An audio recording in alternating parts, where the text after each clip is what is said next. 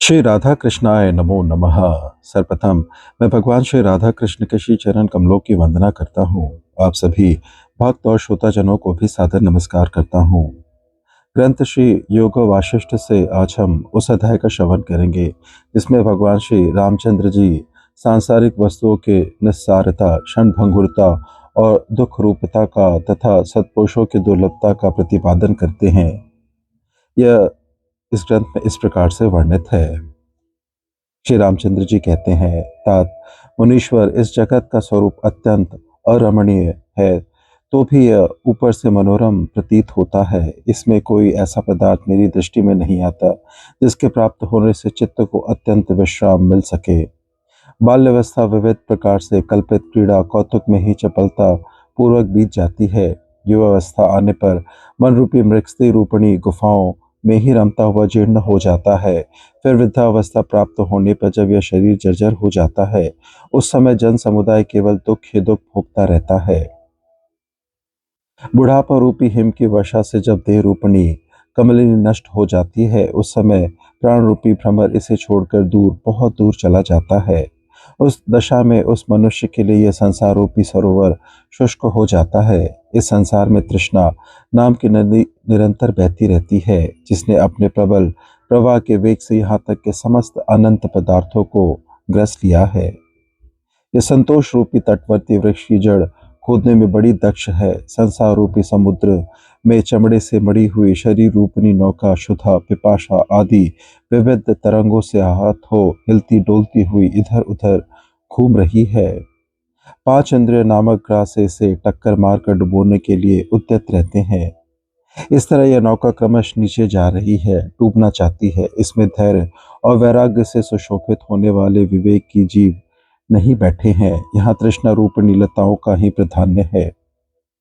ऐसे संसार रूपी वनों में विचरने वाले ये मन रूपी बंदर काम रूपी वृक्षों की सैकड़ों शाखाओं पर भटकते हुए अपनी आयु नष्ट करते हैं, परंतु कभी मनोवांछित फल नहीं पाते। महर्षि, आपत्तियों की प्राप्ति होने पर भी दुख और मोह जिनसे दूर ही रहते हैं, स्वास्थ्य और संपत्तियों में भी जो अहंकार शून्य मन से सुशोभित होते हैं तथा सुंदरी रमणियां जिनके अंतकरण में चोट नहीं पहुंचाती, ऐसे महात्मा पुरुष इस समय अत्यंत दुर्लभ है।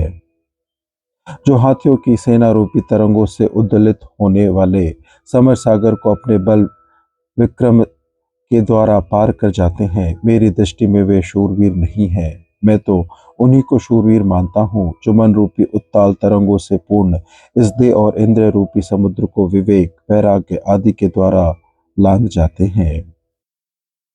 जो कीर्ति से जगत को, प्रताप से संपूर्ण दिशाओं के प्रदेशों को, संपत्ति से याचकों के घरों को और सात्विक बल से लक्ष्मी को परिपूर्ण करते हैं तथा जिनके धैर्य का बंधन कभी टूटता नहीं, वे महापुरुष इस पृथ्वी पर सुलभ नहीं है।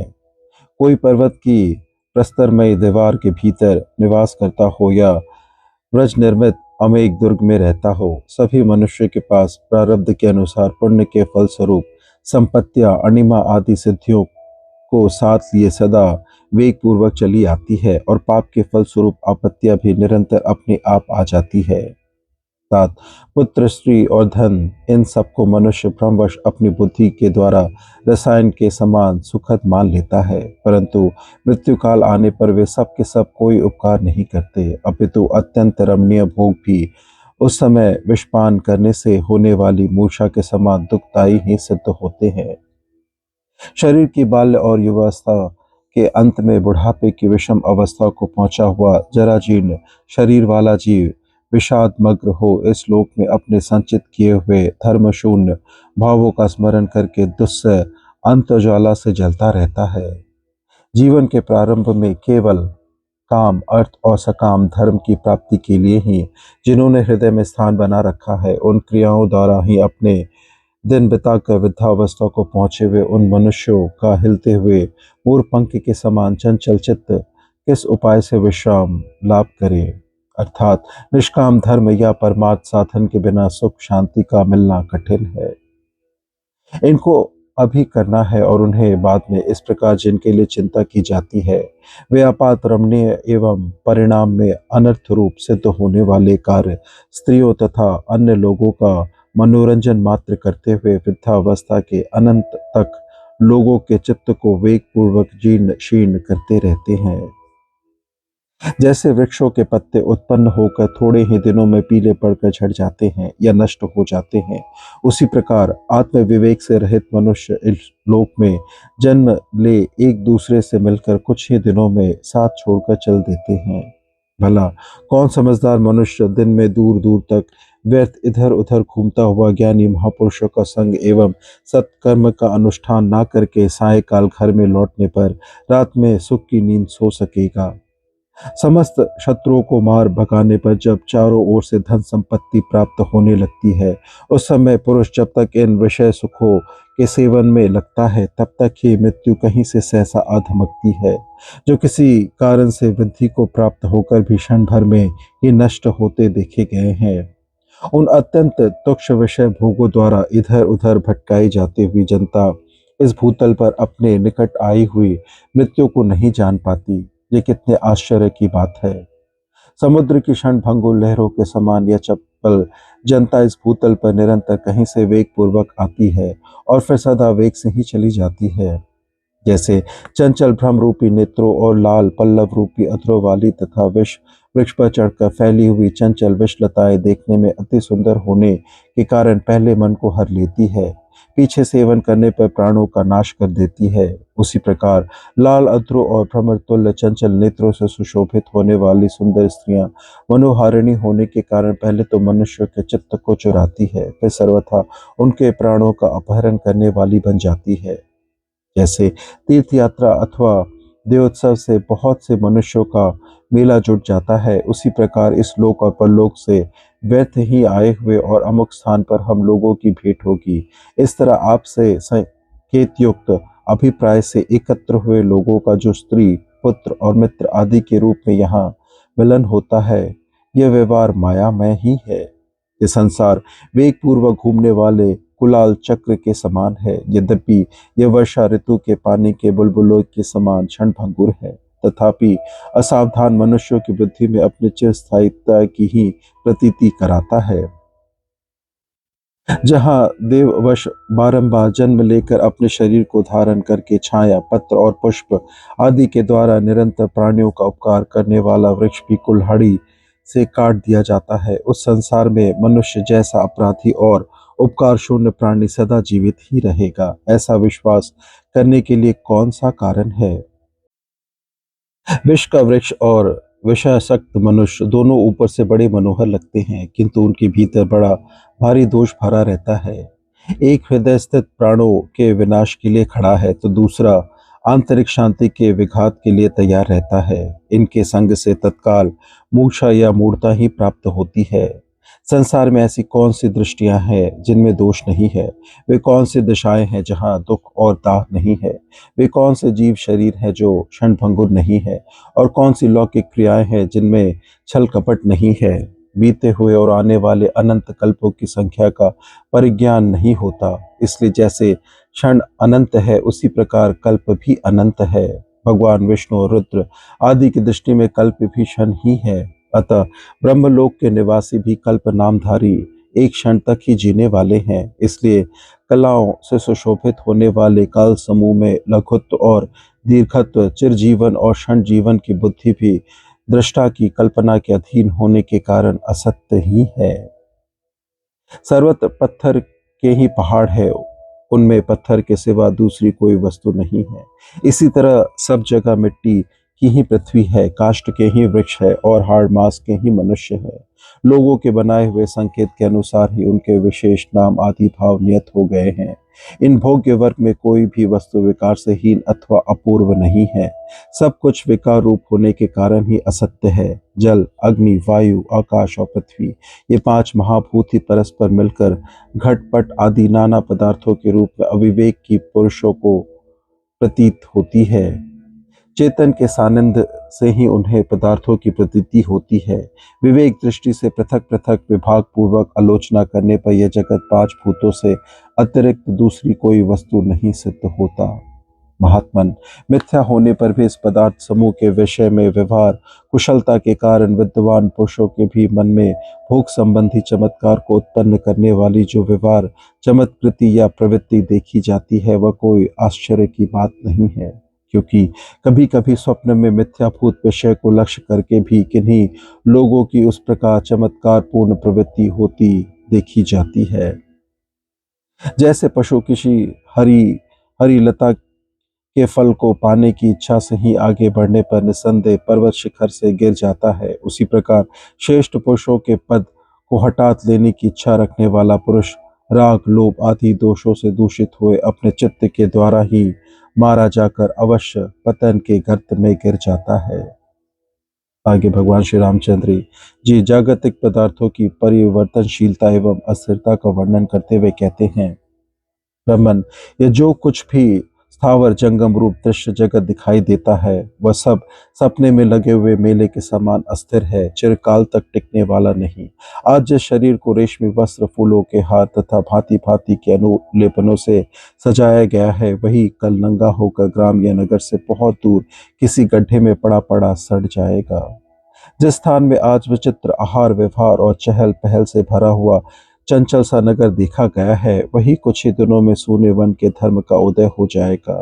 वो भूमि गहन वन के समान निर्जन एवं अगम्य हो जाएगी। जो पुरुष आज तेजस्वी है और अनेक मंडलों पर शासन करता है वही कुछ दिनों के अंतर राख का ढेर बन जाता है।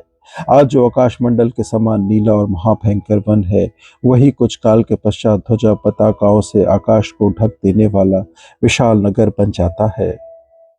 आज जो लता वल्लरियों से आवेशित भयंकर वन श्रेणी दृष्टिगोचर होती है वह कतिपय दिनों में ही मरुभूमि का स्थान ग्रहण कर लेती है, जल स्थल हो जाता है और स्थल जल काठ जल और तिनको सहित सारा जगत ही विपरीत अवस्था को प्राप्त होता रहता है।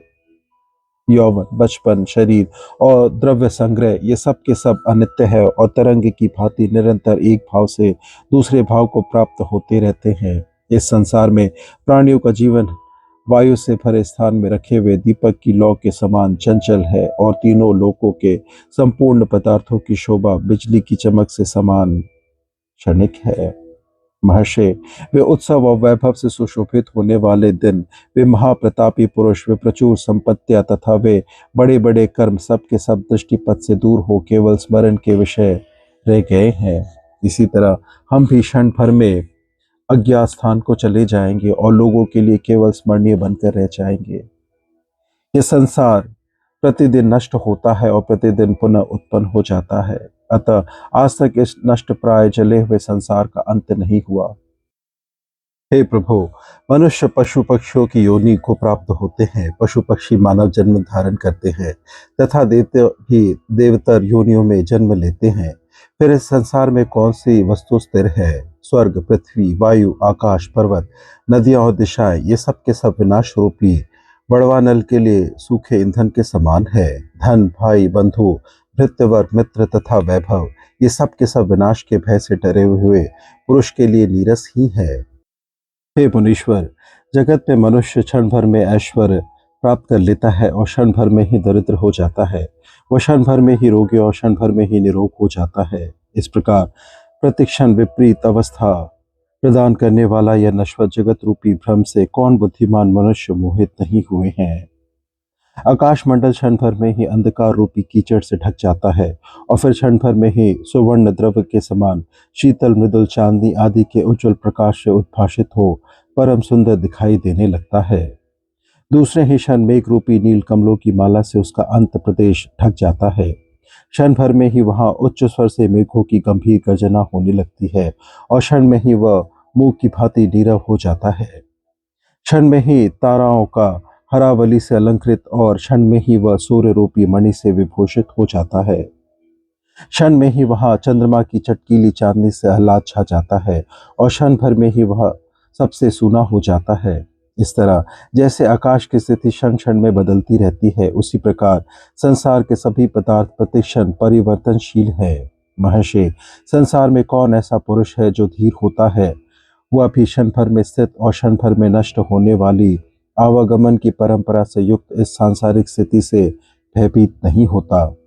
उन्हें ये क्षण भर में आपत्तियां आती हैं और क्षण भर में संपत्तियां, क्षण भर में ही जन्म होता है और क्षण भर में ही मृत्यु। इस जगत में कौन सी ऐसी वस्तु है जो क्षणिक ना हो। भगवान, यहाँ उत्पन्न हुआ मनुष्य पहले कुछ और ही था और थोड़े दिनों बाद अन्य प्रकार का हो जाता है। यहाँ सदा एक रूप रहने वाली सुस्थिर वस्तु कोई नहीं है। यहाँ कायर के द्वारा शूरवीर मार जाता है और एक ही व्यक्ति के हाथ से सैकड़ों मनुष्य मारे जाते हैं, जो साधारण लोग भी राजा बन बैठते हैं। इस प्रकार ये सारा जगत विपरीत अवस्था में परिवर्तित होता रहता है। बाल अवस्था थोड़े ही दिनों में चली जाती है, फिर यौवन की शोभा छा जाती है और कुछ ही दिनों में वह भी समाप्त हो जाती है। तत्पश्चात वृद्धावस्था का पदार्पण होता है। जब हमारे शरीर में भी एक रूपता नहीं है, तब बाह्य वस्तु में एक रूपता का विश्वास क्या हो सकता है। उत्पन्न और विनष्ट होने वाली सांसारिक पुरुषों की ना तो आपत्तियां स्थिर रहती है और न संपत्तियां ही। यह काल चतुर मनुष्य को भी अवहेलना पूर्वक विपरीत स्थितियों में परिवर्तित करने के कार्य में अत्यंत कुशल है। प्राय सब लोगों को आपत्ति में ढकेल कर यह क्रीड़ा करता रहता है। इस प्रकार से ग्रंथ श्री योग वशिष्ठ के आज के अध्याय की संपन्नता होती है, जिसमें भगवान श्री रामचंद्र जी ने सांसारिक वस्तुओं के निस्सारता, क्षण भंगुरता और दुख रूपता का तथा सत्पुरुषों की दुर्लभता का प्रतिपादन किया है।